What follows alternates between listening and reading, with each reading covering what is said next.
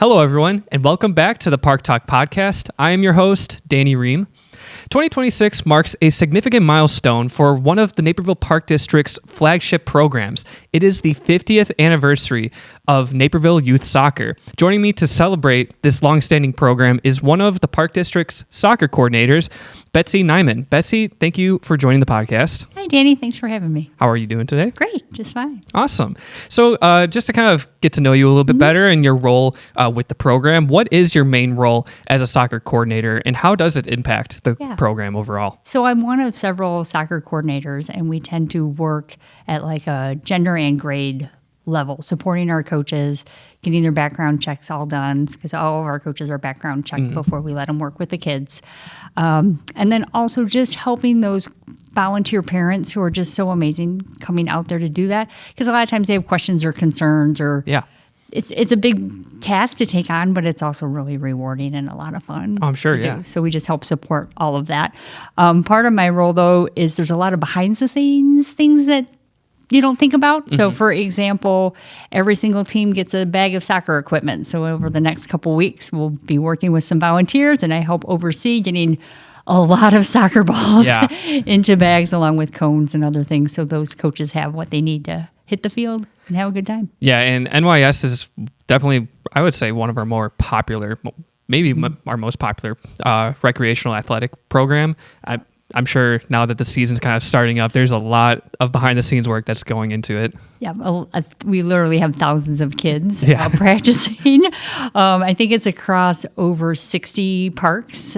And then our games are, I think we have over 40 game fields. So, our parks crew does a great job keeping all those areas maintained. And then as coordinators, we got to make sure we get people in the right places at the right times. Yeah, and driving around Naperville any given weekend, passing one of our parks, just filled with soccer games. Yeah. Yep. It's fun to see those blue and gold jerseys out and about. I always like to look for them in the wild too, because it'll be like you're at Costco and you're like, those kids are running around, and it's the craziest one I ever spotted in the wild. I was up visiting family in Wisconsin, and we're out at dinner. Really? And I'm like, there's like 3 soccer jerseys over there. I got to go talk to them. That's so funny. Just to say hi. So the kids love wearing them. Yeah, they do. Out of it. And you used to be an NYS participant too, correct? Yes. So I wasn't in the inaugural year. I was up there though. So my folks moved here in about 79. We lived at Naperville and 75th. There was really nothing south of 75th. I was at Eagle Park, and I played soccer for NYS many, many moons ago. A lot still the same. Had that blue and gold reversible jersey, but it was really thick cotton and really hot sometimes. But what I remember most from it is walking to the park, sometimes with a neighbor kid. Sometimes we were at a different park. Sometimes we weren't with our friends, which was fine too. And just running around and having fun and kicking the ball. And then the moms would bring out, so this is how old I am, I'm going to date myself, but like a Tupperware pitcher of water. And you had little Dixie cups, and you would get your little cup of water and an orange slice. So that's kind of what I remember is not liking orange slices, but it was so much fun hanging out. I mean, those kind of memories, like they clearly stick with you for a while. I remember when I was a kid, I used to play Little League baseball, and the days that parents would bring snacks were always the best days. So. Exactly.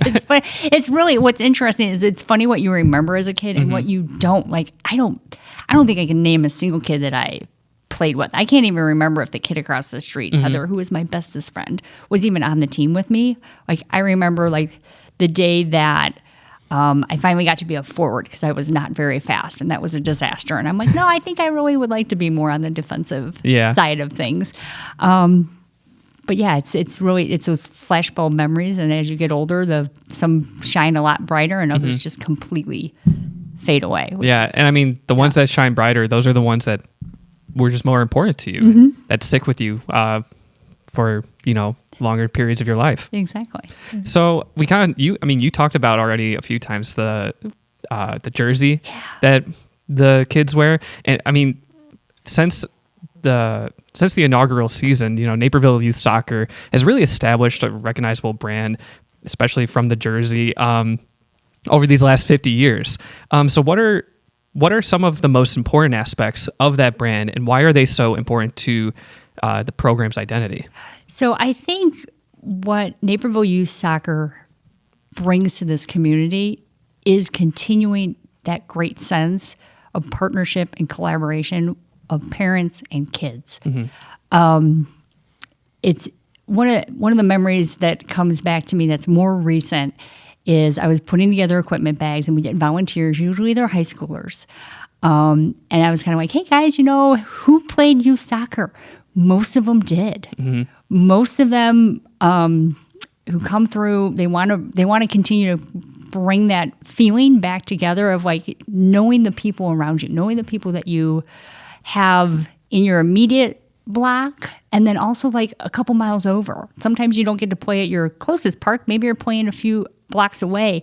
And that was so cool for these two guys who came in to build those bags, and they were like looking at each other funny, just kind of doing this. And they're like, did you play soccer over at da-da-da-da-da? And they're like, oh my God, that was you. Yeah. And, and they were kind of like, they were both starting their freshman year of high school. And it was just kind of that moment of like, okay, at least I know one other person that I didn't think I'd know. And that's what's really neat about it, the way these kids get to expand who they know and who they get to hang out with. And then as they go into middle school and high school and everything else. And it's neat for the parents too, because they, especially as a young mom parent, you get to kind of connect with some people that maybe you wouldn't have connected with otherwise, and you can kind of share the trials and tribulations of, oh my gosh, I couldn't get her to get her shoes on, or whatever happened, that particular pre-game moment that came through. So, well, yeah, and like you said, like kind of realizing and making the connections that other people were in the program, and like it's like, oh my gosh, like now I know you. I feel like soccer is such an easy sport for kids to pick up, especially for their first sport. Yep. Because the core of the game is run around, kick the ball, be good to your teammates, everything like that. So it is kind of cool to see or to hear that there are so many kids that's like, yeah, I played youth soccer. It was my first sport. It was my first introduction to the game. Even if they don't continue soccer, it's such a great sport to get introduced. I mean, my nieces and nephews, they don't play soccer, but after the first few years that they were introduced to it, but it's one of those first programs that it's so easy to get kids introduced to it. It's such a great first team sport. Yes. Because the rules are relatively simple. Just use your feet. Goalie gets to use your hands. And the program's also grown over the years. Like I think when I played back, we'll just say a long time ago, we didn't have it for the younger kiddos. So like I think we introduced pre-K around 2008. We also have the NYS Academy, which the program manager, Stephanie, came up with while she was home on maternity leave and had an active toddler, like a 2-year-old, 3-year-old who wanted to be out playing sports, doing things. I mean, when you're 2, it's like you've just learned to walk, but you can definitely run around in the grass with a ball. Yeah. And definitely. That's what you're trying to do at those younger levels, is just getting those kids back out, especially like after COVID, and getting them re-socialized and reacquainting with, kind of the world and being around their peers and everything else at those younger ages. It's less about sport and more about that sense of self and that sense of being able to be with others.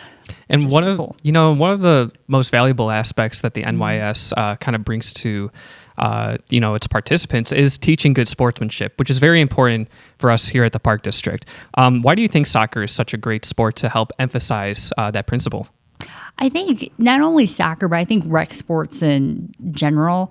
I was watching the Olympics recently, and they were talking about how Norway out punches its weight based on population, how many gold medals they always bring home. Yeah. And they did a segment on how the Norwegians approach sport, and they really don't get into competitive sport until the kids are much older, 13, 14. And what they were describing is exactly what the Park District offers and brings to these kids around. It's about going out. It's about having fun. It's not about winning. It's not about being the best. It's about cooperation and joy and just athleticism. And when you bring that all together, what you end up is with a lot of kids really kind of building their confidence and building their sense of, I can do this. I can have fun with it. Sport's a good thing and potentially something I want to continue. Like you said, I got kids who play soccer. They don't do that anymore. They do other sports or they do other things, but they stay active really throughout their lives. It's a great opportunity to start with something that will grow and evolve until your 80s or 90s even. Yeah, it's a great foundation for those early, very important lessons for kids to learn. Yeah. So you have had kids that have gone through the program, right? Yeah, I have a daughter. So as an alumna of the program, how did it feel to see your kids be a part of that? Well, I will admit I had experienced what a lot of Naperville parents experience is that like you're ready to log in because you want to get them in with their friends. And, you know, I have to say she didn't get in with her friends. You know, I missed it by like 2 minutes or whatever. And it does kind of hit you in the gut because it's like, oh, I really wanted her to be with quote unquote her friends. She was 4. Like she doesn't even remember who any of these kids are, sort of thing. And so what happened is I got a call from this woman who is now one of my coworkers, one of the coordinators, saying, "Hey, we're thinking about putting together a wait list team. Would you be interested in having your daughter join that?" And I said, "Well, sure. You know, what do we have to lose?" That was the best decision I ever made because it turned out being a wait list, a group of random kids. My husband was able to coach. He ended up coaching with another woman that I'm still really good friends with. She's coming over for game night next Friday. That's awesome. Like, you know, it's one of those experiences where in the moment you're kind of feeling like, oh, and then it's like you have this opportunity for like new people and new friends and new activities and everything else. So yeah, Coach Cat was a great addition to our lives that we wouldn't have had otherwise. So, well, and even for your daughter, even though she didn't get into the same team or program with her friends, I'm sure she made so many more friends, so many new friends, just for being on that waitlist team. Exactly. And my kid's one of those ones, she'll not like me saying this, but at the time she was painfully shy, right? There are some kids who gravitate to everybody. She was one of those, I'm going to check you out first before I commit to you. So for her, it was a little nerve-wracking that first day, but it was like kind of like, oh no, I really like Penny. She's really fun, or whomever it was that she ended up connecting with. So that's awesome. Yeah, that's so cool to see. So from your perspective, you know, from a past participant, soccer mom, and now you work directly with the program, what are 3 key ways that you see NYS evolving over time? What I think I'll continue to see over time is the parents getting involved. One of the things that I'm starting to notice now too is not only parents but sometimes grandparents. As folks are staying more active later in years, it'll be like, oh, we've got this guy who's coaching. You know, it's grandma and grandpa. I continue to see that as the program continues to grow, that we'll continue to have more parks and more facilities and more locations and places as the Park District continues to try and service as many places in the community that we possibly can. I don't really see this being anything but a continued positive for really the whole town. Yeah, and I'm sure that's changed like significantly since its inception. You know, one of the things that I remember that's really different, which I'm sure a lot of the parents are glad went away, is you used to have to wear white shorts and you used to have to wear blue socks. And I do remember, like, there was one day before a game where it was like, where are your white shorts? I'm like, I don't know, you know, because you're 8 years old and you don't know what you did. And then you also had a patch that your parent would either sew onto the shorts, and that's kind of... And it's things like that are like, okay, that doesn't really that doesn't change the sport at all. The sport's still a really great sport. The other thing, like I mentioned, is the water bottles have come in. Snacks have definitely gone beyond orange slices. You know, they're not required, they're not necessary. But as we continue to move forward with that, I really think it's that those parent volunteers. Really, we just help support them do it, and without them, this whole program just doesn't work. I mean, they're amazing people who do that. Yeah, and I think that's something that, you know, we didn't really touch on too much, but like the parent volunteers are essential to the program's success, and we're always thankful of all of our volunteers that are involved with the Park District, but especially our volunteer coaches, because they are, you know, giving up their Saturdays or Sundays to be a part of the program. And a lot of times it's super special to them because they do get to coach their kids. Right. And I think a lot of times, too, it's also pretty intimidating. I pretty much signed up my husband without asking him. I was like, we're doing this, And if you haven't played soccer or you don't know the sport very well, guess what? There's no easier sport to get your arms around. Totally. Yeah. Really. Like I said, it's about just letting those kids go and run and kick the ball, especially at those younger ages. Give yourself some grace as a volunteer. Mm-hmm. They've only been walking for like 3 years. When they're 5 years old and 6 years old, we're just trying to get them to understand that there's a ball, you kick it, it goes this way or it goes that way. And it's so cool, especially if you coach them year over year over year, to see them start understanding the gameplay a little bit more and really start building that team and camaraderie. Definitely. Naperville Youth Soccer is not only just a pillar within the Naperville Park District, obviously, but also within the community in large. And, for 50 years, this program has fostered friendships, established good sportsmanship practices in our youth, and created countless memories for children and their families, as we've talked about.